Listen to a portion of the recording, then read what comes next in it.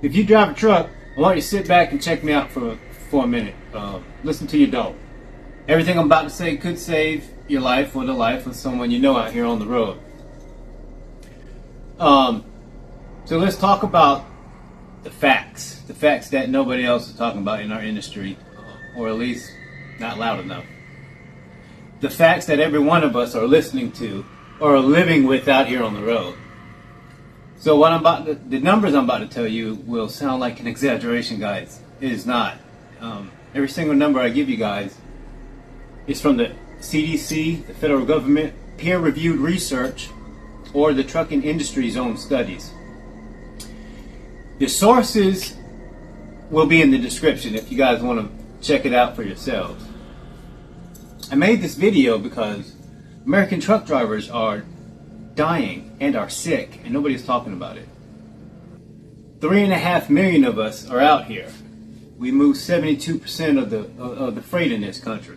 Without us, the grocery stores are empty. The gas at the gas station is gone. The hospital run out of medical supplies, medicine. The country stops. No fuel, no fish sticks, no ammo for your 5.56. Nothing. And we are dying faster than the people we keep alive. So what's the data say? In 2010, the CDC sent researchers to 32 truck stops across the country. They surveyed 1,670 long-haul drivers.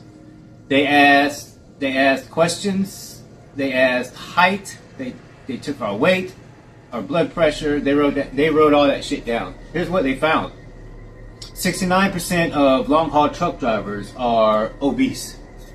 The general American workforce is 31%. So we are obese more than double the rate of normal working Americans.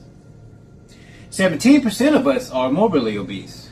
The general population is 7%. 51% of us smoke. The general population is 19%. So we smoke at almost 3 times the rate of normal Americans. 88% of us have at least one of 3 killers. And here's the 3 killers. High blood pressure, smoking, and obesity. 9% of us have all fucking 3 at the same time. At 14.4% we're diagnosed with diabetes, and normal Americans are at 6.8%. And 38% of us don't even have health insurance. So even if we know we're sick, most of us can't afford to do anything about it. And if your company doesn't offer health insurance, I'd go get it. That study was published in the American Journal of Industrial Medicine in 2014. The lead researcher guy who did that study was a guy named Sieber from the National Institute for Occupational Health or Occupational Safety and Health. It's a federal agency under the CDC. Their job is to research workplace safety and health issues across every industry in America. This study has been confirmed and replicated several times. Nobody disputes the numbers. Now let's talk about sleep. Actually, yesterday I did a video about sleep. You should go check it out. But pretty much, if you work your whole shift, you're legally drunk on being fatigued. That's what the data says anyway, and they know it. Now let me talk about what we breathe in. I love the smell of diesel, guys. Pretty sure you guys do too. But in 2012, the World Health Organization upgraded diesel exhaust to a Group 1 carcinogen. I don't like the World Health Organization either, guys. Anyway, that's the same category as asbestos, the same category as tobacco, the same category as plutonium. The diesel coming out of your stacks, if you have an old school truck, is in the same cancer category as asbestos. Even if you don't have stacks, even if you have that fucking EGR bullshit, you're still breathing it in at the fuel island, at the loading docks. You're breathing it in the cab of your truck, marinating it in it all day. Now let's talk about our mental health, our minds. Truck drivers are diagnosed with depression at 2 to 3 times the rate of the average American worker. One study published by Crizzle in 2020 found 44% of long-haul drivers reported depressive symptoms in the past 12 months. 44% of those drivers are have never seen a mental health professional. 85% had never been on any medications for it. So we are the most depressed workforce in America, and we are the least treated for it. Now let me talk about loneliness. I did a video on loneliness too, actually. 1 in 3 of us are lonely. 28% is carrying chronic loneliness, which is a diagnosable medical issue. 15% of us report having no friends at all. The Surgeon General's office published a report back in 2023 saying chronic loneliness raises your risk of dying just as much as smoking 15 cigarettes a day, guys. 18% of us did not sleep in our own beds in the last 30 days. 45% of us only slept 1 to 6 nights in our bed in the last 30 days. So let's talk about suicide. The CDC ranks our occupational group as the 4th highest in the country for male suicide. Truck drivers had more workplace suicides than any other single occupation in America from 2011 to 2013, and those numbers are climbing, guys. In 2015 it was 22%. In 2016 it was 30%.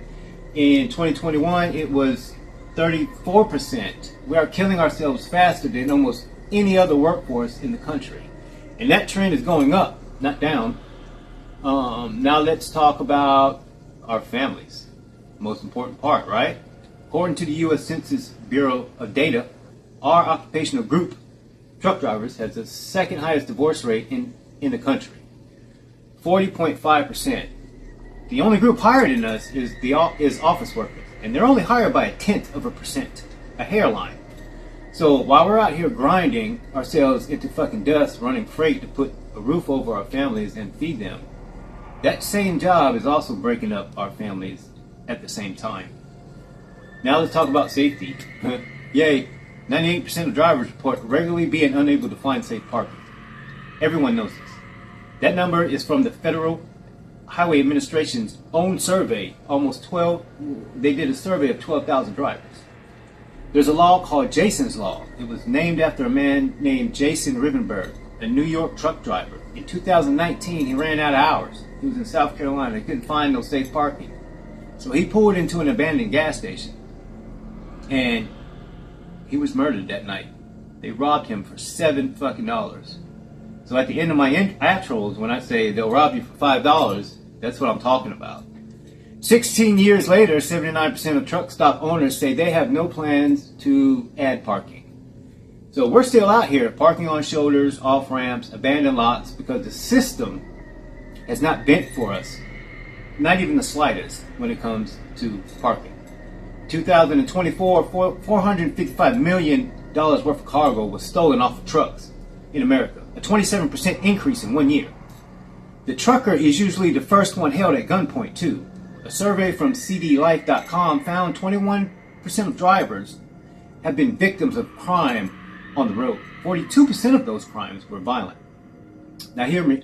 Now hear me out, dogs. My dogs. You look at all the numbers together. We are 69% obese. We sleep 4.7 hours a night on average. We breathe Group 1 carcinogens all day long. We are depressed at 3 times the national rate of other Americans, and none of us are treated for it. We are the 4th most suicidal occupation for men. We have the 2nd highest divorce rate in the country. We can't find fucking safe parking 98% of the time. Cargo theft has just hit a record high, and we are the most violently victimized workforce in America, and nobody's paying attention to it. And this data I just stated is publicly available. Every number I just gave you is sitting in a federal database somewhere or online. It has been there for years. So why is nobody talking about that shit? Because they know the dirty little secret. That's why you guys feel unseen. Because they know what they're doing to us. They know the conditions we're operating in. And that's why they don't talk about it. So, what do? We swallow the depression. We swallow the loneliness. We swallow the obesity. We swallow the smoking. We swallow up our own divorce. On top of them not talking about it, we're not talking about it either. We're out here dying and we're getting sick. And I'm not telling you any of this to scare you guys. For 10 years I've been driving a truck. For 10 years I've been sober. And I've been reading about mental health, been listening to audiobooks, I've been doing the research, and the research is scary. And there's not a voice out here for truck drivers because of it. And the funerals, the deaths in those studies is astronomical in my opinion. So that's why I started this channel, Midnight Cab, to bring awareness to the general public and to other truck drivers that this is a crisis, in my opinion. Anyway, guys, like, subscribe, share. Let's try to bring some change to the industry. It's going to take all of us. It can't just take one driver talking to a phone. But anyway, guys, that was the numbers. This is Midnight Cab. I love you guys. I love each and every one of you. I hope you're doing well out there. I hope your families are doing well. Please watch your back when you're out here. There are evil scumbags that will kill you for the that will kill you for the $7 in your pocket and not give two shits about it. Time is our greatest adversary. Kiss your loved ones. Tell them how much they mean to you. Tell them every fucking day, guys. Because there's going to come a day where that's not going to be possible anymore. This is Midnight Cab. This is Get 'em Fight Back, guys. I love each and every one of y'all. I'm going to see y'all on the next one. Peace.